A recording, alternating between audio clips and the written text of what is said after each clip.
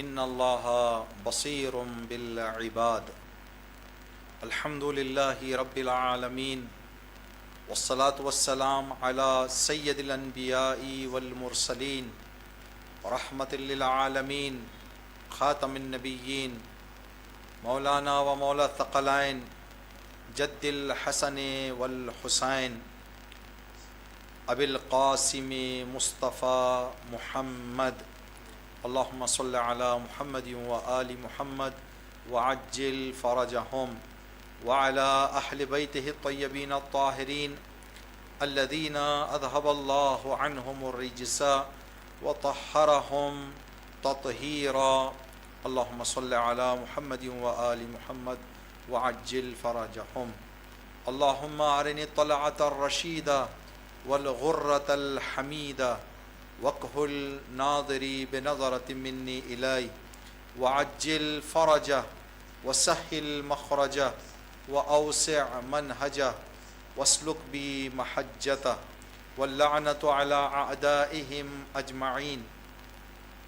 أما بعد، قال الله تبارك وتعالى في كتابه الكريم: بسم الله الرحمن الرحيم، هو الذي بعث في الأميين رسولا منهم يتلو عليهم آياته ويزكيهم ويعلمهم الكتاب والحكمة وإن كانوا من قبل لفي ضلال مبين، صدق الله العلي العظيم۔ ناظرین و ناظرات محترم، السلام علیکم جمیعا ورحمۃ اللہ وبرکاتہ۔ اس پروگرام کی ابتدا میں آپ تمام عاشقان نبی و آل نبی کی خدمت گرامی میں میلاد پر نور نبی مکرم اسلام ختمی مرتبت حضرت محمد مصطفیٰ صلی اللہ علیہ وآلہ وسلم اور آپ کے نائب برحق امام بحق ناطق مولانا جعفر صادق علیہ الصلاۃ والسلام کی مبارکبادی عرض کرتے ہیں، تبریک اور تہنیت عرض کرتے ہیں۔ انشاءاللہ ان دو معصومین کی ولادت کے صدقے اللہ رب العزت عاشقان نبی و آل نبی کو دنیا میں غم حسین علیہ السلام کے علاوہ کوئی غم نصیب نہ کرے انشاءاللہ، اور ہر مومن اور مومنہ کو، ہر عاشق رسول اور آل رسول کو خدا دنیا اور آخرت کی کامیابی عطا فرمائے، دنیا اور آخرت کا سکون اور چین اللہ نصیب کرے انشاءاللہ۔ سیرت صادقین کے تحت کل کچھ معروضات ہم نے آپ کی خدمت میں عرض کیے تھے۔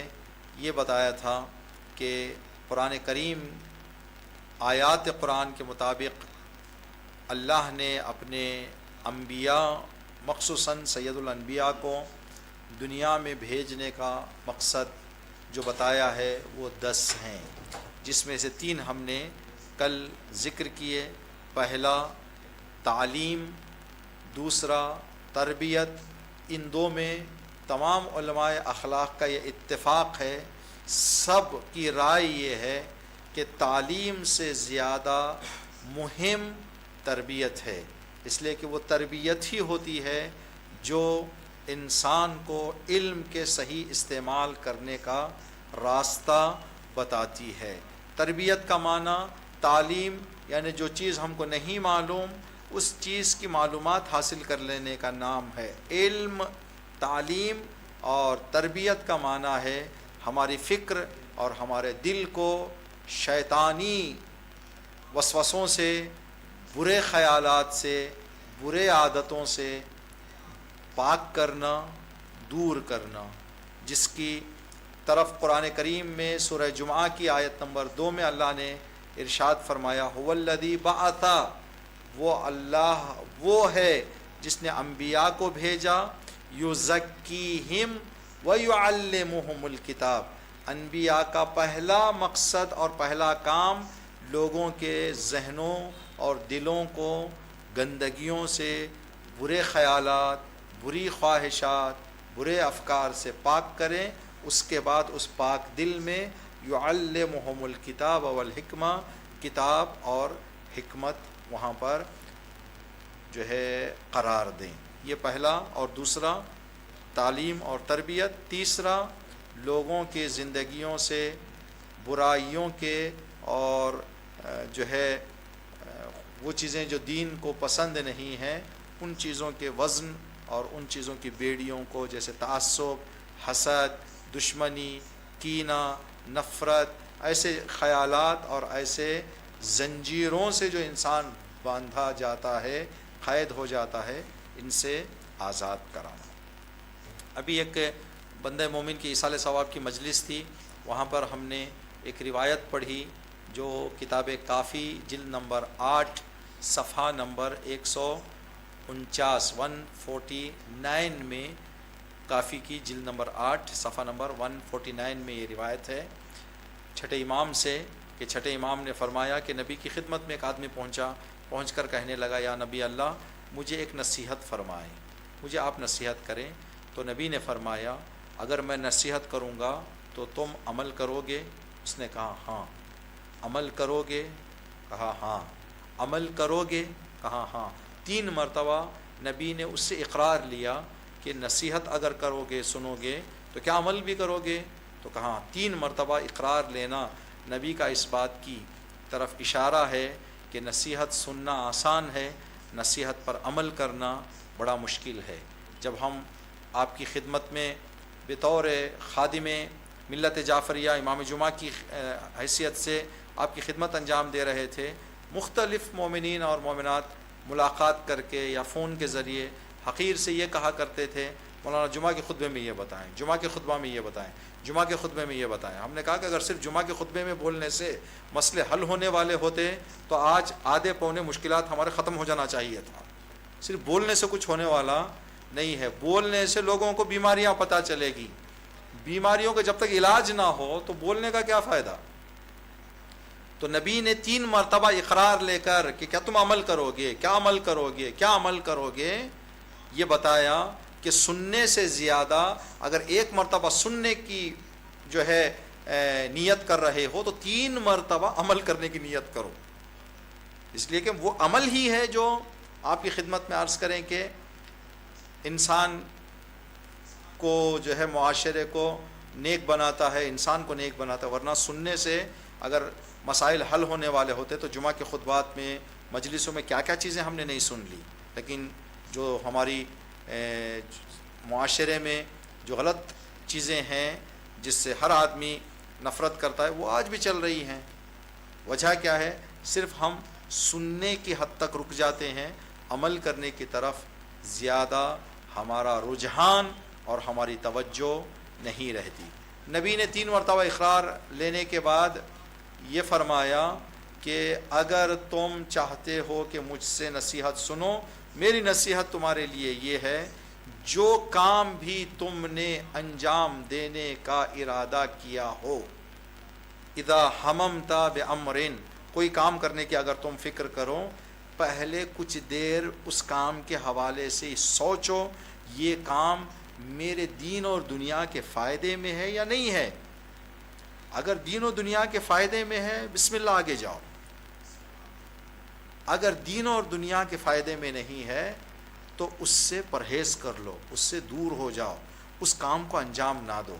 کتنا بہترین عمل اور کتنی بہترین نصیحت رسول خدا نے فرمائی ہے. کوئی بھی کام ہم کرنا چاہ رہے ہیں، دیکھیں کہ اس کام سے میری دین اور دنیا کو کیا فائدہ ہو رہا ہے. یہ جو بات میں بولنے جا رہا ہوں، یہ جو کام میں کرنے جا رہا ہوں، یہ جو قدم میں اٹھانے جا رہا ہوں، یہ جو کسی سے میں دوستی کا رشتہ جوڑنے جا رہا ہوں یا کسی کی طرفداری میں جا کر کوئی کام میں کرنے جا رہا ہوں، یہ میری دین اور دنیا کے فائدے میں ہے یا نقصان میں ہے. اگر فائدے میں ہے تو بسم اللہ آگے جائیں، اگر فائدے میں نہیں ہے تو دور ہو جائیں. یہ بہترین نصیحت جو نبی کریم ختم مرتبت نے اس بندے کو بتائی جو چھٹے امام کے زبانی ہم تک یہ نصیحت پہنچی ہے. انشاءاللہ خدا ہمیں اور آپ کو توفیق دے کہ اس روایت پر عمل کریں اور ہم جو ہے اپنی دنیا اور آخرت کی کامیابی کی فکر میں رہیں. جو بھی کام ہم کرنے جاتے ہیں چاہتے ہیں پہلے سوچیں کہ اس کام کی کیا کیا خوبیاں ہیں، کیا کیا برائیاں ہیں، اور اس کا میرے لیے دین اور دنیاوی فائدہ کیا ہے۔ اگر فائدہ ہے تو ہم آگے جائیں، اگر فائدہ نہیں ہے تو ہم اپنے آپ کو اس کام سے دور کر لیں اور پرہیز کر لیں۔ یہ ایک روایت تھی جو ہم نے چاہا کہ ایصال ثواب کی مجلس میں ہم نے ذکر کیا تھا۔ یہاں پر بھی جو مومنات اور مومنین اس علی چینل کے ہفتہ وار پروگرام کو دیکھ رہے ہیں، آپ تک بھی یہ روایت کے فیض سے آپ بھی استفادہ کریں، اور انشاءاللہ کہ ہم بھی اللہ سے توفیق طلب کریں کہ اللہ ہمیں بھی عمل کرنے کی توفیق عطا فرمائے۔ 3 مقصد ہم نے ذکر کیے تھے۔ چوتھا مقصد جو آج ہم آپ کی خدمت میں عرض کرنا چاہ رہے ہیں، اللہ نے اپنے نبی کو اس دنیا میں بھیجا۔ قرآن کریم کی آیت کے مطابق سورہ ابراہیم کی آیت نمبر 1 اللہ فرماتا ہے، کتاب انزلناہ الیک لتخرج الناس من الظلمات الی النور۔ اللہ نے نبیوں کو بھیجا، کتاب آسمانی بھیجا، تاکہ تم اے نبی لوگوں کو گمراہیوں کے اندھیرے سے ہدایت کے اجالے میں لے آؤ۔ گمراہیوں کے اندھیرے سے نکال کر، برائیوں کے اندھیرے سے نکال کر، شر کے اندھیرے سے نکال کر نیکیوں کے اجالے میں، اچھائیوں کے اجالے میں آپ لوگوں کو لے آئے۔ لتخرج الناس، تاکہ تم لوگوں کو نکالو، باہر نکالو، خارج کرو، من الظلمات الی النور، برائیوں سے، گمراہیوں سے ہدایت اور نیکیوں کی طرف۔ تو نبی نے یہ عمل بہترین شکل میں انجام اپنے دور میں دیا ہے۔ کیسے کیسے بد کردار لوگوں کو نبی نے اپنی تلاش اور کوشش و نصیحت سے ان کی ہدایت فرمائی۔ آج جن پر ہم درود و سلام پڑھتے ہیں، دور نبی کے جو مدتوں سے بت پرستی کرنے والے، شرک میں ڈوبے ہوئے لوگوں کو نبی نے اپنے میٹھے جملات سے، اپنی نرم نصیحتوں سے نبی نے ان کی ہدایت فرمائی۔ ائمہ علیہ السلام نے یہ کردار انجام دیا۔ کربلا میں ہم جو دیکھتے ہیں کہ کیسے کیسے لوگوں کو امام نے اندھیرے سے، ظلمات کے، گمراہیوں کے اجالے میں نکالا۔ جناب وہب کلبی جو مسلمان عقیدہ نہیں رکھتے تھے، جناب زہیر بن قین جو غدیری عقیدہ نہیں رکھتے تھے، جناب حر علیہ السلام جو گمراہی میں آ گئے تھے، ایسے لوگوں کو امام نے نکالا ہے اور بتایا امام نے کہ ہمارا راستہ اور ہماری روایات، ہماری تاریخ، ہماری سیرت اگر صحیح سے آدمی پڑھ لے، صحیح سے آدمی سن لے، صحیح سے آدمی بتا دے، تو ہماری روایتوں میں، ہمارے جملات میں، ہماری سیرت میں یہ اثر ہے کہ آج کے لوگ جو گمراہی میں ہیں وہ بھی صحیح راستے پر آ جائیں گے۔ جو ہم آج کل تاریخ میں پڑھ رہے ہیں، جو دنیا میں سن رہے ہیں، ایک بندہ شیخ ابراہیم زگزکی افریقہ کے ملک میں اہل بیت کے سیرت کا علم آپ نے بلند کیا، اہل بیت کے پیغامات دنیا تک پہنچائے۔ چند سالوں میں لاکھوں کی تعداد میں لوگ ظلمتوں سے اجالے میں آ گئے ہیں۔ یہ کب ہوگا؟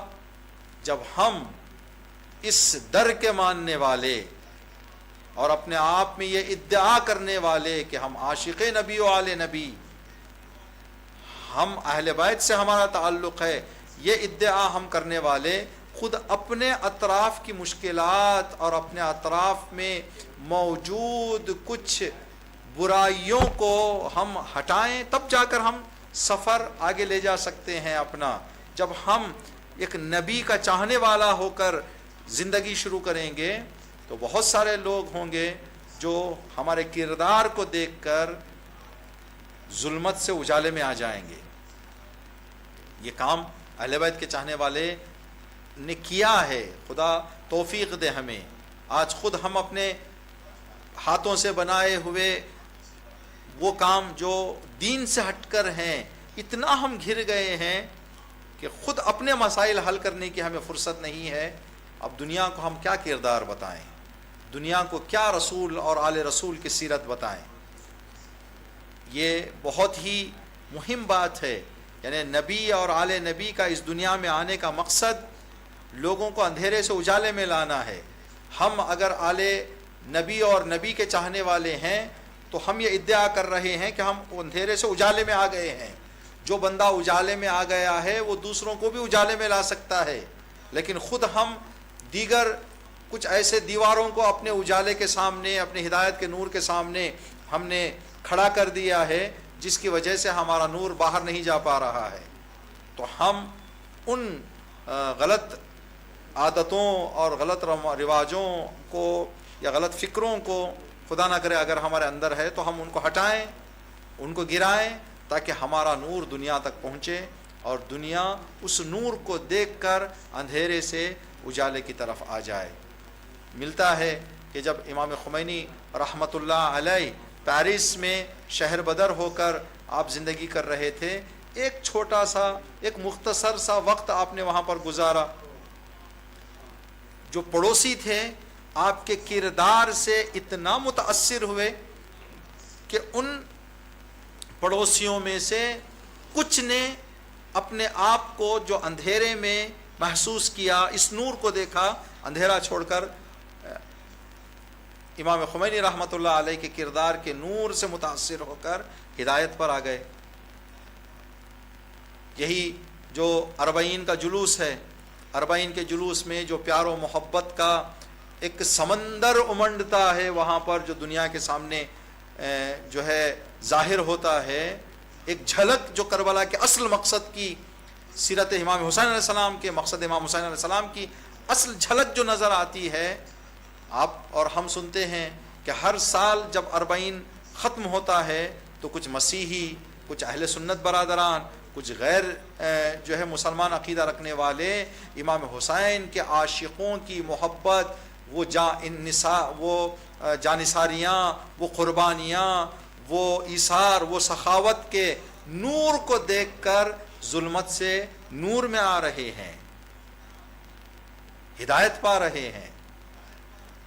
یہ ایک مقصد۔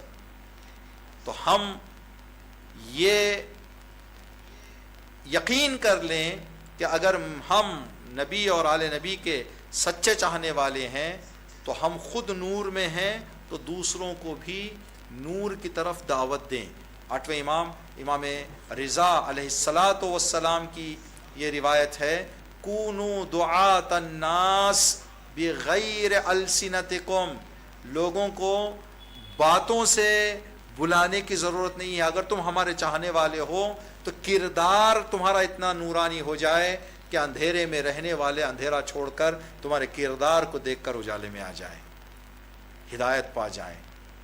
اپنے زبانوں کے علاوہ، اپنے کے بجائے اپنے کردار سے لوگوں کو ہدایت کی طرف دعوت دو۔ کونوا دعاۃ الناس بغیر السنتکم، یہ ایک مقصد۔ ایک اور مقصد نبیوں کے اس دنیا میں بھیجنے کا، سید الانبیاء اور آپ کے برحق اوصیاء جو آپ کی راہ کی حفاظت جنہوں نے کی ہے، اماموں نے، ایک اور مقصد جو قرآن کریم میں بتایا گیا ہے وہ یہ ہے کہ دنیا والوں کو ان چیزوں کی خوشخبری دیں جو دنیا اپنی فکر اور اپنے خیال سے وہاں تک نہیں پہنچ سکتی، اور ان چیزوں کا خوف ان کو دلائیں جو دنیا ظاہری نگاہ اور ظاہری جو ہے علم سے جو حاصل نہیں کر سکتی۔ بشارت اور انذار، بشارت دیں اور لوگوں کو خوف دلائیں۔ قرآن کریم سورہ نمل کی آیت نمبر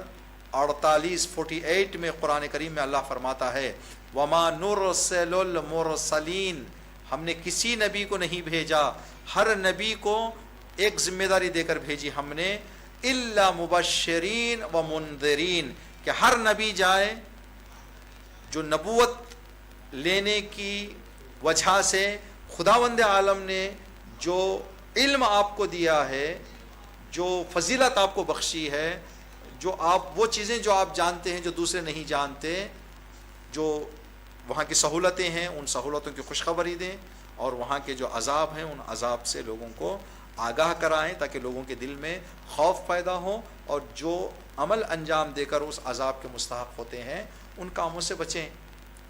تو انبیاء نے ہمیں ہر چیز جو وہاں کی سہولتیں ہیں اکثر ان کی جو ہے ہمیں بشارت دی ہے، اور عذابوں سے ہمیں ڈرایا ہے۔ نبیوں نے ہم کو یہ بتایا، مخصوصاً نبی مکرم اور آپ کے برحق جانشینوں نے ہمیں فرمایا کہ جب بندہ اس دنیا میں اپنی زندگی ختم کر کے قبر میں جاتا ہے، اور قبر میں نکیرین کے سوالات کے سامنے بے بس نظر آتا ہے، اگر عشق محمد و آل محمد اس کے دل میں ہے تو ہم اس کی مدد کے لیے وہاں پہنچ جائیں گے، ہم اس کی وہاں پر مشکل کشائی کریں گے۔ تو یہ بشارت ہے کہ تم عشق سچے طور پر صمیم قلب کے ساتھ عشق محمد و آل محمد اپنے دل میں رکھو، ہم تمہاری ایسی جگہ پر آ کر مدد کریں گے جہاں کوئی تمہارا مدد کرنے والا نہیں ہوگا۔ یہ خوشخبری دی ہے، اور جہاں پر یہ خوشخبری دی ہے وہیں پر وہاں کے عذاب سے بھی آپ نے خوف دلایا ہے۔ اب یہ ہمارے دین اسلام، سیرت نبی و آل نبی کو پڑھنے والے، سننے والے، جاننے والے یہ بات کا یقین کرنا چاہیے کہ اگر میرے دل میں سچی محبت اہل بیت ہے تو میری قبر میں میری مدد کرنے کے لیے اہل بیت آ جائیں گے۔ تو اپنی محبت کو انسان پختہ کرے۔ جب محبت پختہ کر لیتا ہے، جس کی محبت میرے دل میں نے بسا لی ہے، جس سے میں محبت کرنے کا دعویٰ کر رہا ہوں، انسان اس کا دل توڑنے کے لیے کبھی راضی نہیں ہوتا، اس کو کبھی ناراض نہیں کرتا۔ شاید ہمارے اماموں میں سے ایک امام کا ایک شعر ہے عربی میں جس کا ترجمہ یہ ہے، شاید یہ شعر چھٹے امام ہی سے ہے، جس میں امام نے فرمایا، مجھے تعجب ہے ان بندوں پر جو اللہ سے محبت کا دعویٰ بھی کرتے ہیں اور گناہ بھی انجام دیتے ہیں۔ یہ کیسا دعویٰ محبت ہے جو گناہوں کے ساتھ ہو؟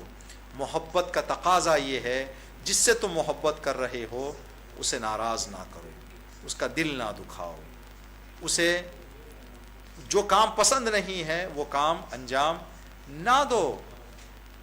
ہم اگر اہل بیت نبی و آل نبی کی محبت ہمارے دلوں میں ہے تو ہم کوشش کریں کہ وہ کام ہم نہ کریں جو محمد و آل محمد کو ناراض کر دیتے ہیں، اس لیے کہ انہوں نے وہ خوشخبریاں دے دی ہمیں جو وہاں پر ان کی محبت دل میں رکھنے سے ملتی ہیں۔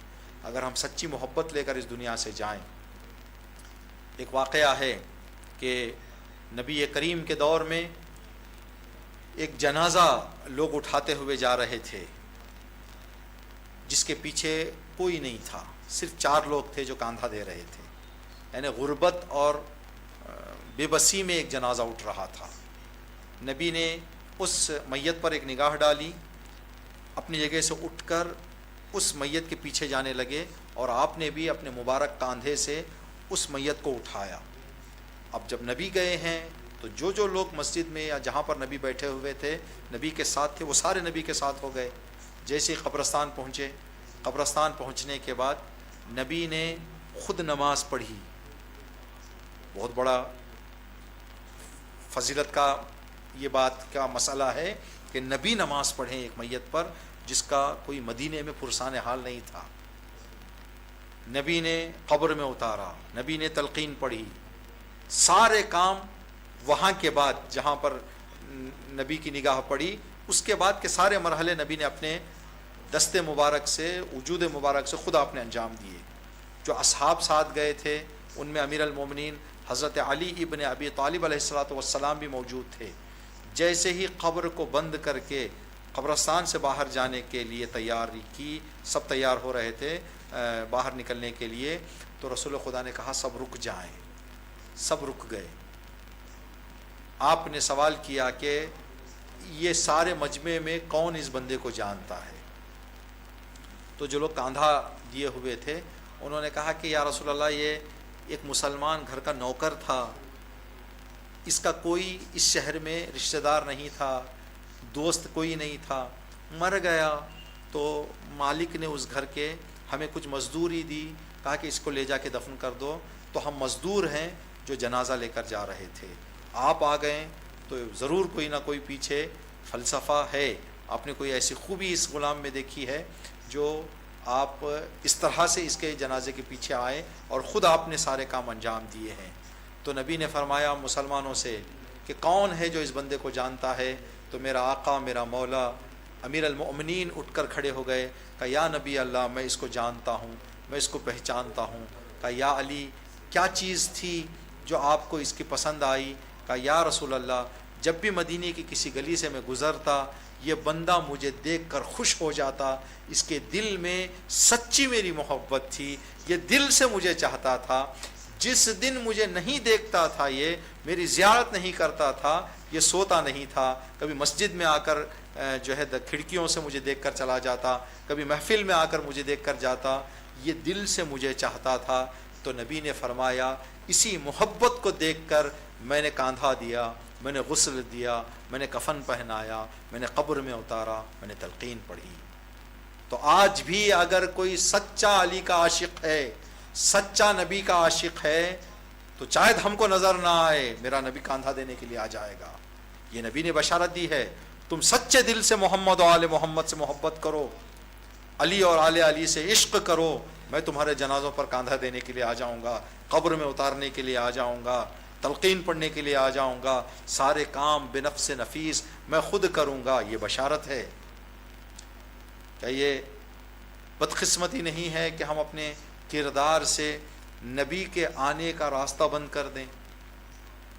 ہم ایسے کام کریں کہ نبی ہماری میت پر نہ آئیں، نبی ہم سے ناراض ہو جائیں، العیاذ باللہ، نستجیر باللہ۔ اگر ہم سے کوئی ایسا گناہ سرزد ہو گیا ہے جس سے نبی و آل نبی ناراض ہو گئے ہیں، تو خداوند عالم سے نبی رحیم رحمت للعالمین اور آپ کے برحق جانشین امام صادق علیہ السلام کی ولادت کا واسطہ دے کر اللہ سے دعا کرتے ہیں، پروردگار ہمارے وہ تمام گناہوں کو معاف کر دے جس سے محمد و آل محمد کو ناراضگی ہوتی ہے۔ پروردگار ہمیں اپنی زندگی میں ایسے غلطیاں کرنے سے دور رہنے کی توفیق عطا فرما جس سے زمانے کے امام اور نبی و آل نبی کے دل کو ناراضگی ہوتی ہے۔ یہ بشارتیں تھیں جو نبی نے دی ہیں۔ وہیں پر نبی نے کچھ عذاب سے ہمیں آگاہ بھی کیا۔ نبی نے ایک مرتبہ جبرائیل سے گفتگو کر کے دنیا والوں کو بتایا کہ جبرائیل نے مجھے خبر دی ہے کہ جہنم کی آگ یہ دنیا کی آگ جیسی نہیں ہے، کہ کہیں تم ذہن میں خیال نہ لاؤ کہ دنیا کی آگ جیسی وہاں کی آگ ہے۔ جبرائیل نے مجھے بتایا ہے اگر جہنم کی آگ کا ایک قطرہ دنیا پر ڈال دیا جائے، اس ایک قطرے سے دنیا کے سارے درخت، انسان اور جانور جل کر راکھ ہو جائیں گے۔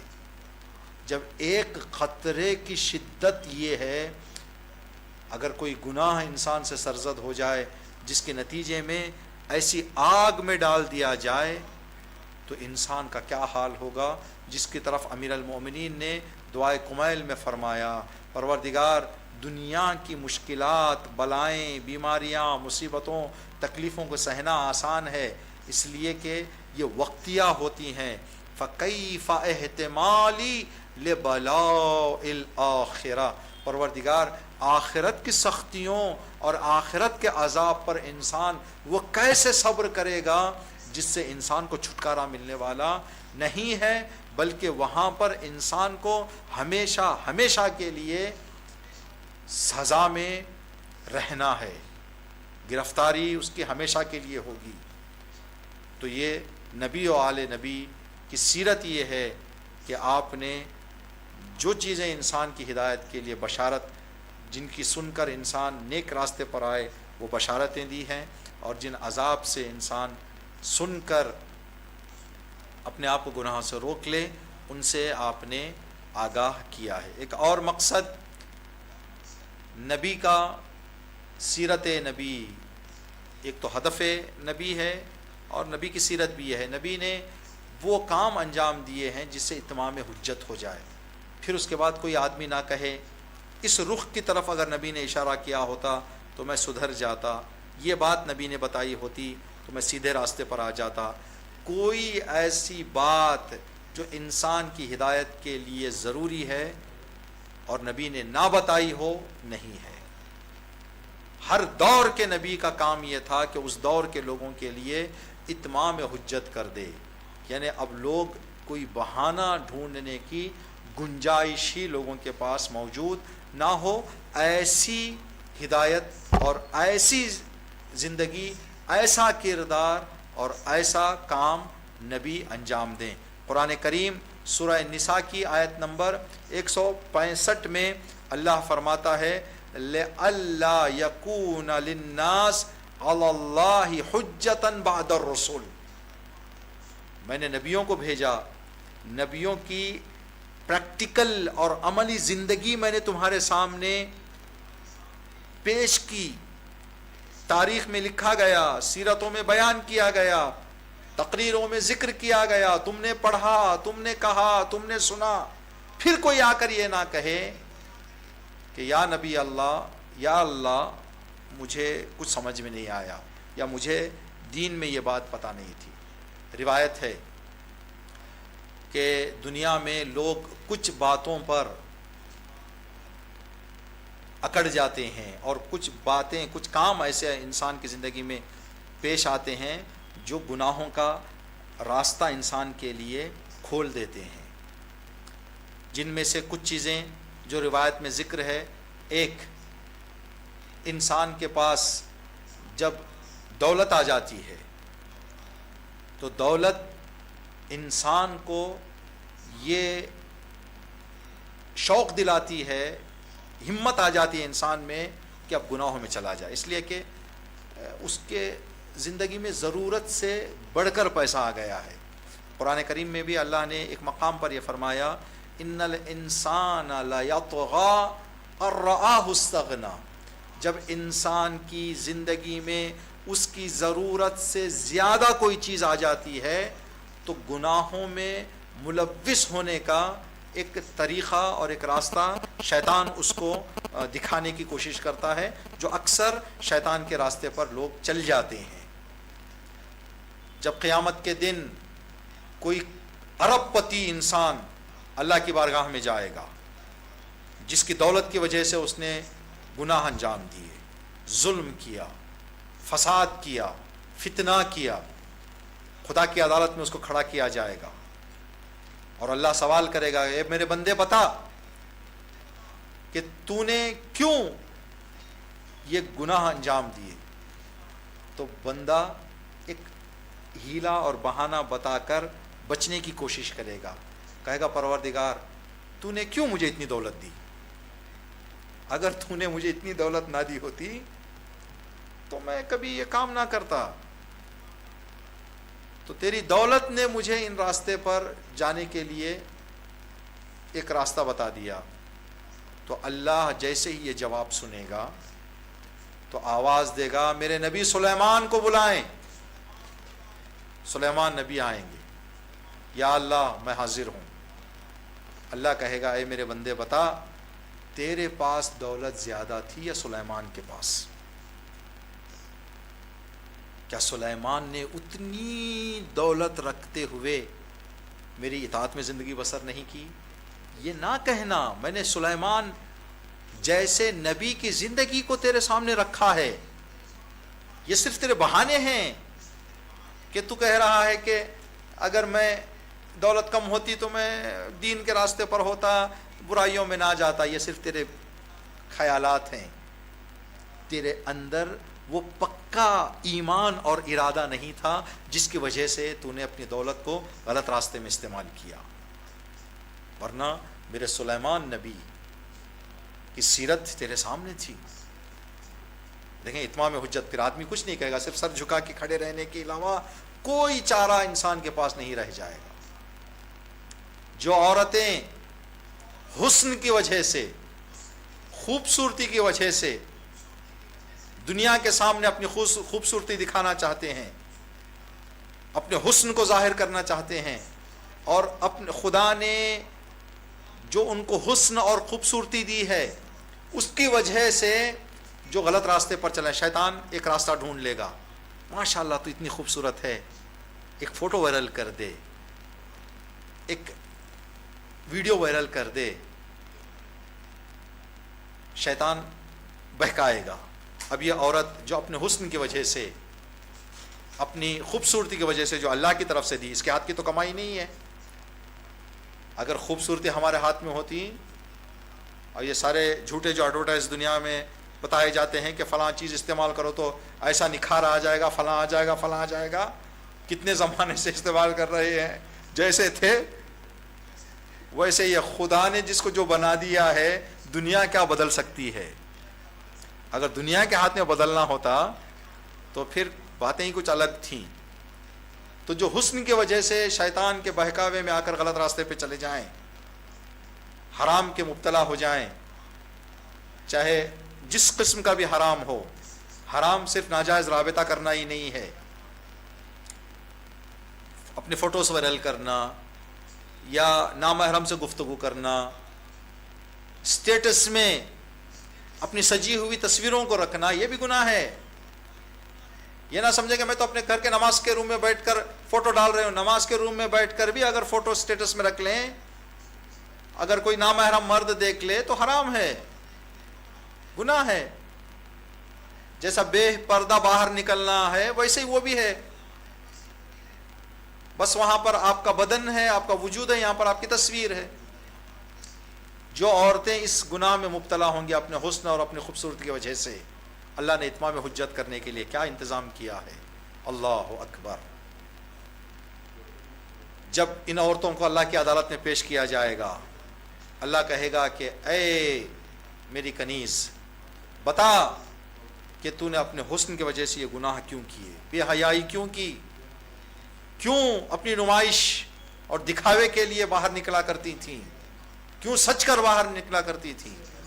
تو عورت کہے گی کہ پروردگار، اگر تو نے مجھے حسن نہ دیا ہوتا تو بہتر تھا، تو نے مجھے حسن دیا، میں اپنے آپ کو کنٹرول نہیں کر پائی. تو اللہ کہے گا کہ مریم کو حاضر کیا جائے. جناب مریم تشریف لائیں گی، پروردگار میں حاضر ہوں. تو اللہ کہے گا اے عورت یہ بتا، تو زیادہ خوبصورت ہے یا مریم؟ مریم کے حسن کے سامنے اس کا حسن پھیکا پڑ جائے گا. بے ساختہ کہے گی کہ مریم تو مریم ہے، پروردگار یہ حسن کیا ہے جو میں نے کبھی نہیں دیکھا. کہا کہ اس حسن کے باوجود کیا مریم نے اپنی عزت کی حفاظت نہیں کی، اپنے پردے کی حفاظت نہیں کی، اپنی حیا کی، اپنی عزت کی حفاظت نہیں کی؟ یہ نہ کہنا کہ خوبصورتی کی وجہ سے شیطان کے بہکاوے میں تمہارا ایمان کمزور تھا، تمہارا یقین سست تھا، جس کی وجہ سے تم گناہوں میں مبتلا ہو گئی ہیں. تو انبیاء کی سیرت، انبیاء کا کردار اتمام حجت ہے. ہم نہیں کہہ سکتے کہ میرے پاس دولت ہے تو اس لیے میں مجبور ہو گیا گناہ کرنے کے لیے. حضرت سلیمان سے زیادہ کسی کی دنیا میں دولت نہیں ہے. کوئی حسن مرد میں ہے تو یوسف کو لے کے آئیں گے، اگر عورت میں ہے تو مریم سلام اللہ علیہا کو لے کر آئیں گے. کوئی بہانہ نہیں، اتمام حجت ہو چکی ہے.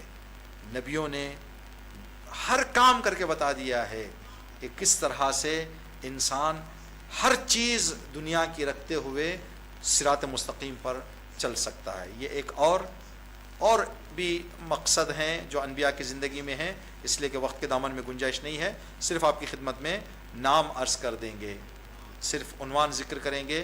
ایک اور سیرت نبی و آل نبی کا جو ہمیں بہت ہی نمایاں طور پر نظر آتا ہے، وہ اختلافات کا دور کرنا.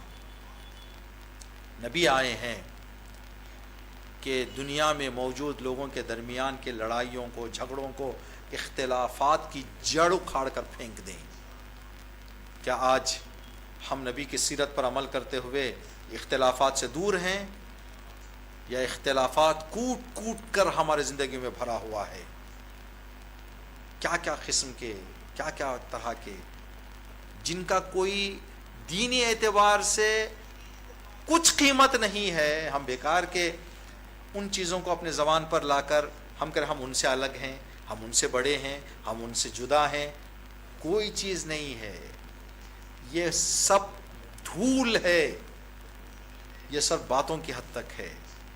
اختلافات دور کرنے کے لیے نبی اور آل نبی آئے ہیں، اور آپ نے یہ آپ کی زندگی میں یہ نمایاں طور پر ہم کو نظر آتا ہے کہ اماموں نے اختلافات ختم کیے ہیں، نبی نے اختلافات، ایک اور ہدف لوگوں کو بار بار بھولی ہوئی چیزوں کو یاد دلانا، فذکر ان نفعت الذکر، اے نبی لوگوں کو بار بار یاد دلاؤ، ہر نماز میں کہو اللہ اکبر، بار بار آدمی سنے کہ اللہ بہت بڑا ہے، تاکہ انسان کے ذہن سے بات نہ نکل جائے، اشہد ان لا الہ الا اللہ، اشہد ان محمد رسول اللہ، اشہد ان علی ولی اللہ، بار بار انسان کو یاد دلائے ایک مقصد، اور ایک مقصد دنیا میں عدالت کا پرچم بلند کریں، ظلم سے دنیا کو پاک کریں، یہ ایک مقصد، اور آخری مقصد لوگوں کو سچی زندگی کی طرف دعوت دیں، جھوٹی زندگی نہیں، لوگ کیا کہیں گے، لوگ کیا، تعجب ہوتا ہے اور دل کبھی کبھی سوچتا ہے کہ خدا ہمیں ہدایت دے، خدا ہمیں ان چیزوں سے دور رکھے۔ جائیں، جو محرم سفر گزر گیا، محرم سفر گزرنے کے بعد ایک صرف معلومات کریں دکانوں میں جا کے کہ کتنا قرض لوگوں کا دکانوں میں موجود ہے، جو اپنی نظروں کے لیے، اپنے نیازوں کے لیے، اگر دینے کی طاقت ہے اور آپ نے قرض کیا ہے تو اللہ آپ کے قرض کو ادا کرنے کی راہ ہموار کریں۔ جب آگے کوئی راستہ ہی نہیں ہے آنے کا، اور ہر آدمی کے زندگی میں معجزات ہونے والے نہیں ہیں، معجزہ ہونے کے لیے بھی اس معیار کا ہمیں اپنے آپ کو تیار کرنا چاہیے کہ معجزہ ہماری زندگی میں پیش آئے۔ جائیں دکانوں میں پوچھیں کتنا قرض ہوا ہے، یہ کس کے لیے ہے؟ یہ جھوٹی زندگی ہے۔ لوگ کہیں ماشاء اللہ انہوں نے کیا کام کر دیا، ماشاء اللہ انہوں نے کیا کر دیا، بھائی لوگوں کے ماشاء اللہ کہنے سے کچھ ہونے والا نہیں ہے، یہ جھوٹی زندگی ہے۔ نبی آئے ہیں تاکہ انسان کو سچی زندگی، جو تمہاری سچائی ہے دنیا کے سامنے بتاؤ، کیوں جھوٹ؟ تم جتنا کر سکتے ہو اتنا کرو۔ نبی آئے ہیں یہ پیغام دینے کے لیے اور یہ ہمیں سکھانے کے لیے کہ اے بندے ہم نے سچی زندگی کی ہے۔ خدا ہمیں ان سے درس لینے کی توفیق عطا فرمائے۔ نبی کے گھر میں فاقے گزرے ہیں، جس کے انگوٹھے کے ٹھوکر میں کائنات کا خزانہ وہ فاقہ رکھ کے بتا رہا ہے کہ سچی زندگی کرو۔ میں نبی ہو کر بھی میرے زندگی میں فاقے ہیں۔ کیا ہم نے مجلسوں میں نہیں سنا کہ امیر المومنین فاطمہ زہرا سلام اللہ علیہ کے خدمت میں تشریف لاتے کہتے یا فاطمہ کیا ہے تیار؟ کہا یا علی کچھ نہیں ہے کھانے کے لیے۔ فاطمہ زہرا اور امیر المومنین کے گھر فاقے گزرے ہیں۔ یہ سچی زندگی کرو، سچی زندگی کا سبق دینے کے لیے اہل بیت آئے ہیں۔ ہم جھوٹی زندگی، قرض لے کر، بیاج لے کر جہیز جما رہے ہیں اور دیگر کام کر رہے ہیں۔ اللہ ہم سے بہتر آپ جانتے ہیں کہ کیا کیا چیزیں ہیں جو ان چیزوں میں ہم ڈوب گئے ہیں، جس سے نکلنا بڑا مشکل ہے، سخت ہے۔ خدا سے دعا ہے کہ پروردگارہ جو سیرت نبی نے ہمارے سامنے پیش کی ہے، امام صادق علیہ السلام نے پیش کی ہے،